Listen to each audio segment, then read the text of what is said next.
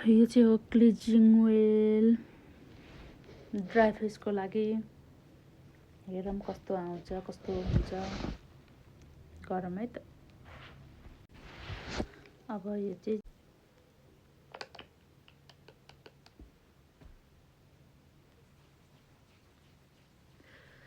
Massage गर्नु परेछ face dry भएर। हेरौँ कस्तो हुन्छ। ड्राईको लागि मात्र हो यो चाहिँ, अहिलेको लागि। राम्रो हो भने चाहिँ फेरि पनि लगाउनु पर्छ। अन्त मेरो चाहिँ फेस एकदम ड्राई छ, त्यो भएको भएर चाहिँ यो ट्राई गर्नको लागि राम्रो हुन्छ भनेर लिएर आएको छु। अब कस्तो हुन्छ हेर्दै जाऊँ। राम्रो भयो भने चाहिँ लगाउनुपर्छ, राम्रो भएन भने त के लगाउने हो र। मसाज हुँदैछ, आफूलाई जस्तो आउँछ त्यस्तै गरेर मसाज हुँदैछ। फेस केयर पहिला जानिएन, अब चाहिँ गरौँ।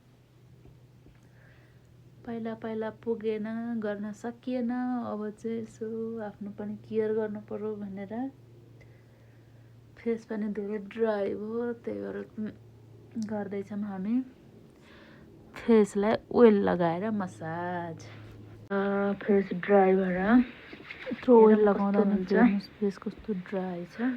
ड्राईको लागि मात्र हो यो चाहिँ, अहिलेको लागि। फेरि एकचोटि राम्रो हो भने चाहिँ फेरि पनि लगाउनु पर्छ। अन्त मेरो चाहिँ फेस एकदम ड्राई छ, त्यो भएको भएर चाहिँ यो ट्राई गर्नको लागि राम्रो हुन्छ भनेर लिएर आएको छु। अब कस्तो हुन्छ हेर्दै जाऊँ। राम्रो भयो भने चाहिँ लगाउनुपर्छ, राम्रो भएन भने त के लगाउने हो र। मसाज हुँदैछ, आफूलाई जस्तो आउँछ त्यस्तै गरेर मसाज हुँदैछ। फेस केयर पहिला जानिएन, अब चाहिँ गरौँ। पहिला पुगेन, गर्न सकिएन, अब चाहिँ यसो आफ्नो पनि केयर गर्नु पर्यो भनेर। फेस पनि धेरै ड्राई भयो, त्यही भएर गर्दैछौँ हामी फेसलाई ओइल लगाएर मसाज। यो चाहिँ हो क्लिजिङ ओइल।